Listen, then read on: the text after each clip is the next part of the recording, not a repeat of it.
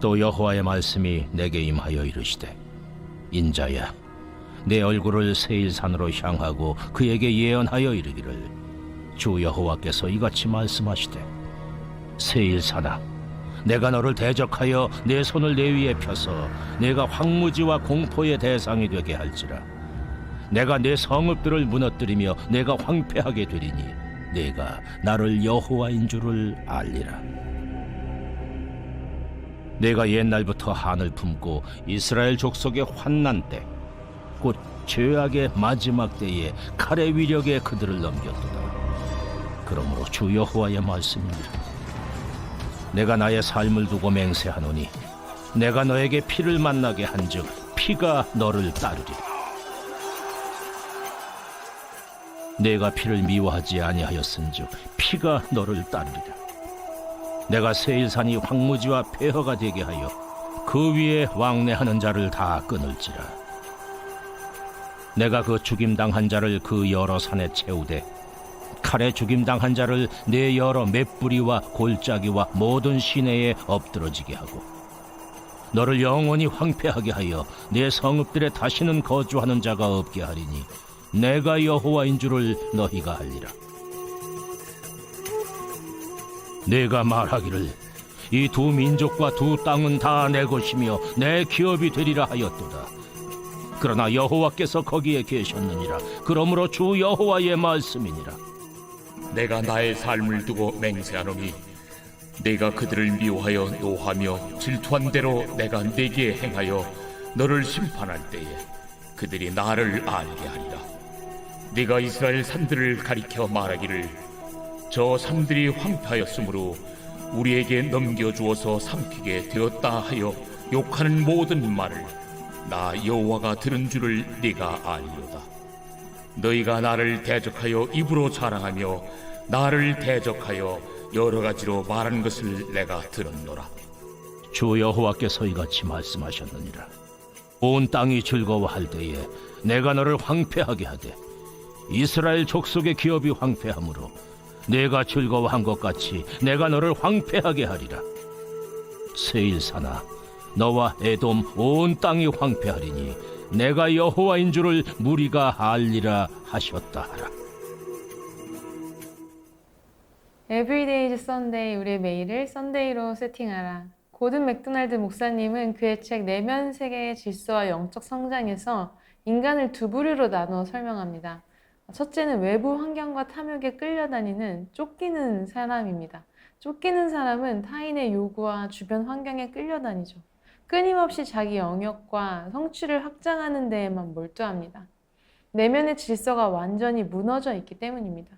어떻게든 외부의 성과로 자신의 가치를 증명하려고 애를 쓰는 삶이죠. 둘째는 내면에서 들려오는 주님의 음성에 귀를 기울이는 부르심을 따르는 사람입니다. 부르심을 받은 사람은 이 내면 세계의 질서를 먼저 정립하죠. 자신의 정체성을 환경이나 사람의 평가에서 찾지 않습니다. 오직 하나님과의 이 친밀한 관계 안에서 나를 발견합니다. 고든 맥도날드 목사님은 우리의 내면을 가꾸지 않으면 금세 잡초가 무성해지는 이 정원에 비유합니다. 내면의 정원에 죄와 탐욕의 잡초가 무성하면 어떻게 될까요? 하나님이 주시는 참된 안식과 평안이 거할 공간이 없게 됩니다. 결국 내면 세계가 먼저 바로 잡혀야 외부 세계도 바르게 다스릴 수 있다는 것이죠. 오늘 본문에 등장하는 이 에돔은 본래 이스라엘의 조상 야곱의 쌍둥이 형인 에서의 후손들입니다. 혈연으로 묶인 피를 나눈 형제의 나라이죠. 하지만 에돔은 형제인 이스라엘이 비참하게 무너질 때마다 가장 잔인하게 배신하고 그 고통을 기뻐했습니다. 이스라엘 백성이 출애굽하여 가나안으로 향할 때 에돔에게 가장 안전한 이 왕의 대로를 지나가게 해달라고 아주 예의를 갖춰서 청했습니다.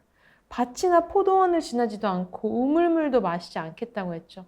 하지만 에돔은 무력으로 군대를 이끌고 나와서 이 통과를 거부했습니다. 에돔의 죄악은 예루살렘이 바벨론에 의해 멸망할 때 극에 달했습니다. 예루살렘이 파괴될 때 에돔은 돕기는커녕 동조하고 즐거워했죠. 성이 무너지자 재물을 약탈하고 목숨을 걸고 도망치는 이스라엘을 이 길목에 서서 막아서고 도망자들을 바벨론에 넘기거나 현장에서 칼로 쳐 죽이기까지 했습니다. 오늘 살펴본 이 에스겔서 전체의 맥락에서 35장의 이 에돔의 심판은 심판이 회복으로 전환되는 결정적인 어떤 영적 분수령인데요.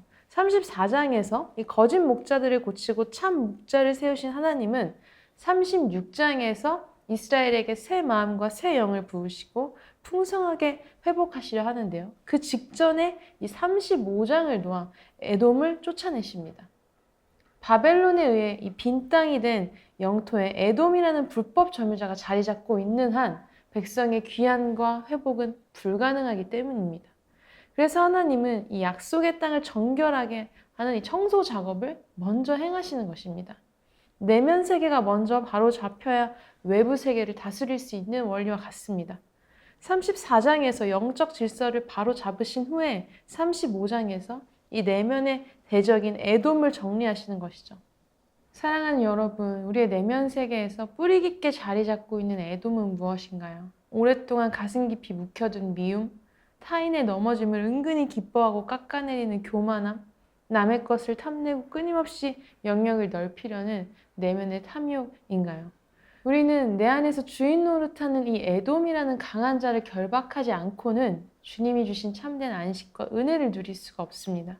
마가복음 3장 27절에서 예수님은 말씀하십니다. 사람이 먼저 강한 자를 결박하지 않고는 그 강한 자의 집에 들어가 세간을 강탈하지 못하리니 결박한 후에야 그 집을 강탈을 하리라. 그렇습니다. 우리의 삶에 하나님이 주시는 이 36장의 회복과 풍성한 은혜가 임하기 위해서는 순서가 있습니다. 우리 내면에 정원을 어지럽히고 영토를 불법으로 점령하고 있는 이 강한 자, 즉 내 안에 에돔이 먼저 결박되고 쫓겨나야 한다는 것이죠. 오늘 여러분의 이 내면의 정원을 황폐하게 만들고 있는 에돔은 무엇인가요? 내 힘으로 도저히 끊어내지 못하는 깊은 상처인가요? 남을 향한 시기와 적개심인가요? 끊임없이 세상의 성과에 목매게 만드는 불안과 탐욕인가요? 오늘 이 하루 여러분의 내면 세계를 참 목자이신 예수 그리스도께 온전히 내어드리며 시작하시기를 축복합니다. 우리가 내 삶의 주권을 주님께 겸손하게 내어드릴 때 더 강한 자이신 예수님께서 친히 오셔서 여러분의 인생의 강한 자, 내면의 에돔을 결박해 주실 것입니다. 내 힘으로 이 내면의 잡초를 뽑으려 애쓰다가 지쳐버리는 이 쫓기는 삶을 넘어서 부르심을 따르는 복된 하루 되시기를 예수님의 이름으로 축복합니다. 계속해서 말씀을 살펴보겠습니다. 하나님께서는 이 에스겔 35장에서 에돔을 심판하시는 또 한 가지 이유로 조상 대대로 품어온 이 적개심 때문입니다. 야곱은 형 에서의 장자권과 축복을 빼앗고 도망쳤습니다. 하지만 오랜 세월이 지난 후에 하나님의 은혜 안에서 형과 극적으로 화해했죠. 에서 역시 야곱을 품으며 인격적이고 아주 감동적인 용서를 보여줍니다. 하지만 이 두 사람의 개인적인 화해는 이 후손인 이스라엘과 에돔의 역사적 화해로 이어지지는 못했습니다. 오히려 비극적인 원수관계가 되었죠. 에서와 야곱 개인은 눈물로 안고 화해했지만 그들이 공유했던 이 과거의 결핍, 불신은 후손들의 정체성 속에 깊이 뿌리내렸습니다. 차곡차곡 쌓인 이 억울함과 왜곡된 스토리가 후손들에게 전수되었죠. 에돔은 이 빼앗긴 자라는 피해의식을 배웠습니다. 이스라엘은 선택받은 자라는 우월감과 또 죄책감을 학습했겠죠. 개인의 화해만으로 이 세대 간에 전수되는 죄의 유산을 자동으로 끊어낼 수는 없었습니다. 팀켈러 목사님은 그의 책 용서를 배우다에서 가고 싶지 않은 그러나 가야 할 길에서 용서하지 못하는 마음 상태에 대해 설명하시는데요. 그 상태는 바로 마음이 만든 감옥에 갇힌 상태입니다. 마태복음 18장 역시 이 용서하지 않는 이 종의 결국을 우리에게 보여주면서 그가 결국 옥졸들에게 넘겨졌다는 구절에 주목하게 합니다. 용서하기를 거부할 때 우리는 이 가해자를 감옥에 가두고 있다고 생각하지만 실제로는 자기 자신이 감옥에 갇히게 된다는 것입니다. 용서하지 않는 마음은 나에게 상처 준 사람의 행동과 대화를 머릿속에서 끊임없이 재현하게 만들고 또 상대에게 분노하고 앙심을 품는 순간 나의 이 생각과 감정의 주도권을 그 가해자에게 넘기게 되죠. 그래서 팀켈러는 이를 두고 내가 용서하지 않는 한 나에게 상처를 준 그 사람이 여전히 내 삶을 통제하고 조종하게 내버려 두는 것이라고 지적합니다. 그리고 이 감옥에서 나오는 유일한 길은 대속적 결단이라고 하는데요. 그것은 이 감옥에서 빠져나가기 위해서 감정이 저절로 풀리기를 기다리는 것이 아니라 의지적인 결단이라고 강조를 합니다. 그 결단은 판사석에서 내려오기, 즉 심판할 권리를 오직 하나님께 넘겨드리는 것, 또 빚을 내가 떠안기, 상대방이 나에게 진 이 감정적 또 실질적인 빚을 직접 복수하기를 포기하고 그 손해를 십자가 앞에서 내가 감당하기로 결단하는 것입니다. 또 은혜의 자각, 내가 하나님으로부터 받은 이 1만 달란트의 탕감을 깊이 기억할 때 비로소 이 감옥의 문이 열린다고 설명합니다. 사랑하는 여러분, 용서하지 못한 마음은 이 개인의 감옥에만 우리를 가두는 것이 아니라 관계와 공동체, 심지어 다음 세대까지 묶어둘 수 있습니다. 혹시 우리도 야곱과 에서의 화해 이후 남겨진 잔여물처럼 아직도 놓아주지 못한 상처를 붙든 채 스스로를 이 마음의 감옥에 가두고 있지는 않나요? 용서는 상처 준 사람을 풀어주는 것 같지만 결국 그 감옥에 갇혀있던 나 자신을 풀어주는 행위입니다. 사랑하는 여러분, 오늘 야곱과 에서의 화해 이후에도 여전히 남아있는 상한 감정의 찌꺼기가 있다면, 그것이 우리의 삶을 결박하여 우리를 감옥에 가둔다면 더 강한 자이신 주님께서 다스리시고 또 주님께서 우리를 마음에 참된 자유를 주시기를 예수님의 이름으로 축복합니다. 함께 기도하겠습니다. 하나님 아버지, 주님께서 오늘 우리 내면 세계를 다스려 주시고 주님께서 주인 되어 주셔서 하나님 우리의 모든 삶의 질서가 제자리를 찾는 은혜가 있게 하여 주시옵소서.